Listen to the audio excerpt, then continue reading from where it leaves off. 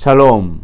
오늘도 우리 하나님께서 여러분들의 삶을 인도해 가심을 믿고 그렇게 주님을 바라보면서 주님을 의지하며 살아가는 사랑하는 성도님들 되시기를 바라겠습니다.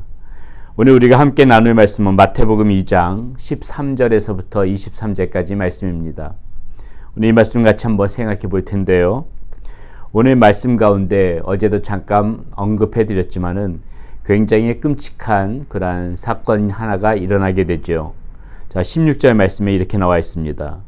이에 헤롯이 박사들에게 속은 줄 알고 심히 노하여 사람을 보내어 베들레헴과 그 모든 지경 안에 있는 산의 아이를 박사들에게 자세히 알아본 그때를 기준하여 2살부터 그 아래로 다 죽이니. 자, 헤롯이 이 동방 박사가 나타났던 때 그 예수님께 경배하러 왔노라 하는 그때를 기준으로 해서 2살부터 그 아래까지 산의 아이를 다 죽이는 것입니다. 자, 그 경배하러 왔던 그 아이가 누구인지 모르기 때문에 지금 이런 사건을 벌이는 이런 끔찍한 만행을 저지르게 되는 것인데요. 자, 왜 헤롯 대왕이 이 상황까지 갔을까? 이 지경까지 갔을까?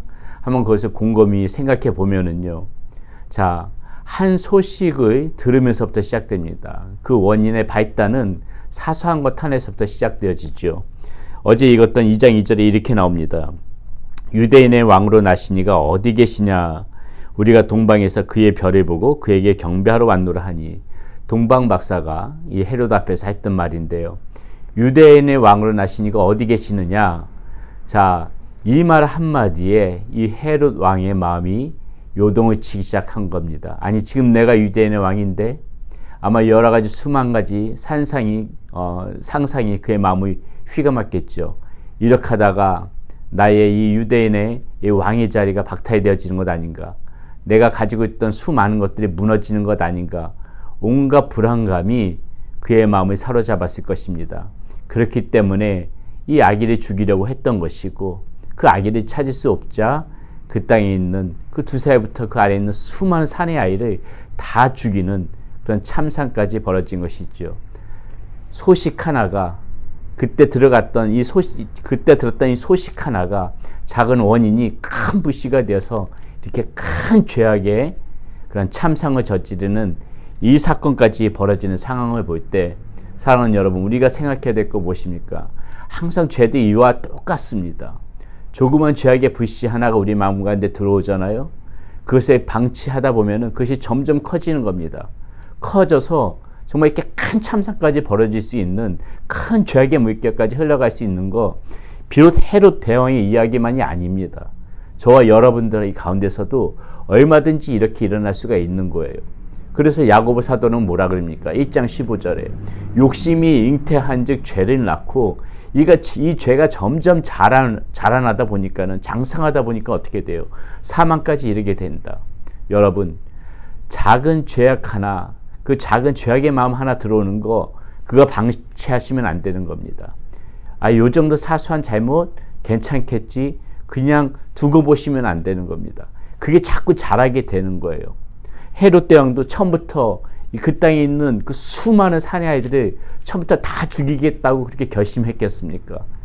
그렇지 않죠. 처음에는 그냥 그 태어난 아기 하나만을 찾아서 죽이려고 했을 거예요. 아기 예수님이 찾아서 죽이려고 했을 거예요. 그리고 그 마음 역시도 이 유대인의 왕이 어디서 났느냐, 이 말 한마디에 그 마음 가운데 죄악의 씨앗이 자랐다는 것이죠. 여러분, 그러므로 우리가 오늘 이 헤롯 대왕의 참상을 보면서 이 큰 죄악의 저지르는 이 모습을 보면서 생각해야 되고, 작은 죄악의 불씨 하나도 우리 가운데 남겨두지 말자. 우리 그것을 꼭 교훈으로 받았으면 좋겠습니다.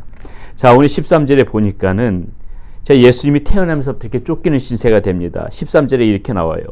그들이 떠난 후에 주의 사자가 요셉에게 현명하여 이르되 헤롯이 아기를 찾아 죽이려 하니 일어나 아기와 그의 어머니를 데리고 애굽으로 피하여 내가 내게 이르기까지 거기 있으라 하시니.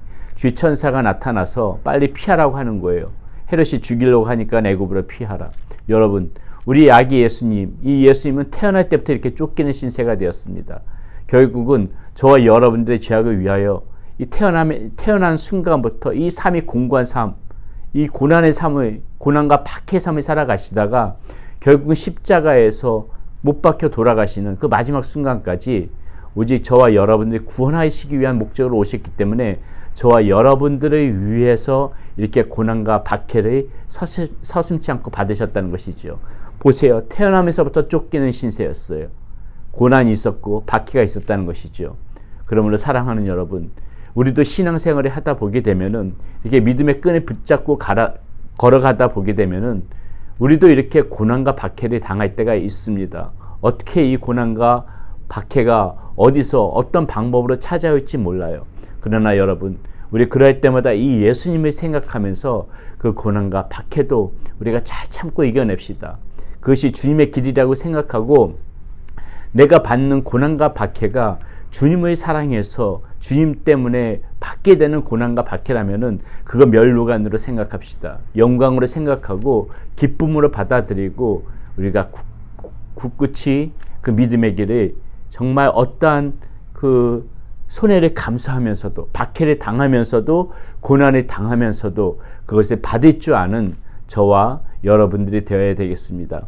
근데 오늘 말씀 가운데 보니까요, 그래도 위로가 되어진 말씀들이 있습니다.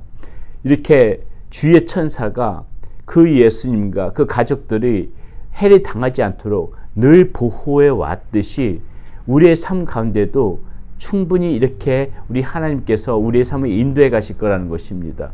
항상 보게 되게 되면은 이 예수님과 그의 가족들도 주의 천사의 인도하심 가운데에 항상 위기를 피하고 자리를 옮기고 이런 것들이 말씀 가운데 보게 되어지거든요. 자, 13절 보세요.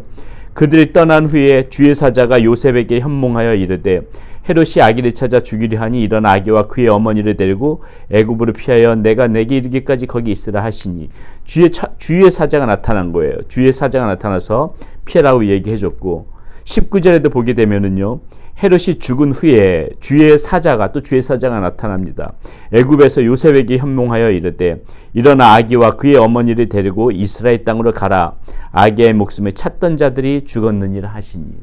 여러분, 하나님의 사랑하는 자녀들은요, 지금 당장 힘들고 어려운 것 같지만은 항상 이렇게 우리 하나님께서 그 사랑하는 자녀들의 삶을 인도해 가십니다. 오늘 말씀에서도 이 주의 사자가 계속해서 나타나면서 우리 주님과 그 가족들의 발걸음을 인도했듯이 저와 여러분들의 삶의 발걸음도 우리 주님께서 눈에 보이진 않지만은 어떠한 경로를 통해서든지 간에 사랑하는 자녀들의 삶을 인도해 가실 것이라는 것을 우리는 믿음으로 취해야 되겠습니다.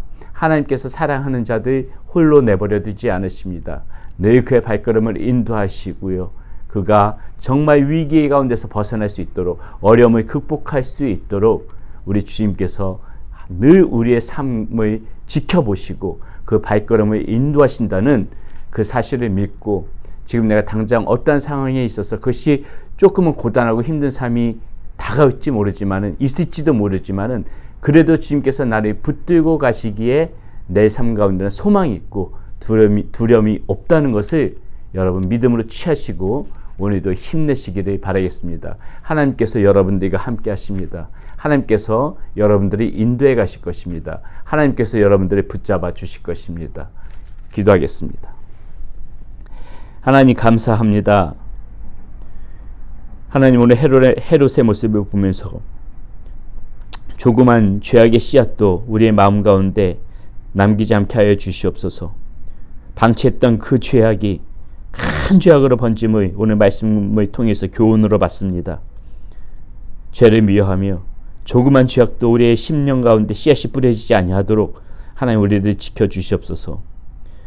오늘 말씀 가운데 예수님이 태어나면서부터 쫓기는 신세가 되는 우리를 위하여 순환과 박해와 고난을 당하시는 모습을 보게 됩니다. 우리도 예수님 때문에 얻어지는 고난이라면은 하나님 믿음으로 하나님 받아들이게 하여 주시고 그것이 우리에게 면류관임의 영광임을 알게 하여 주시옵소서.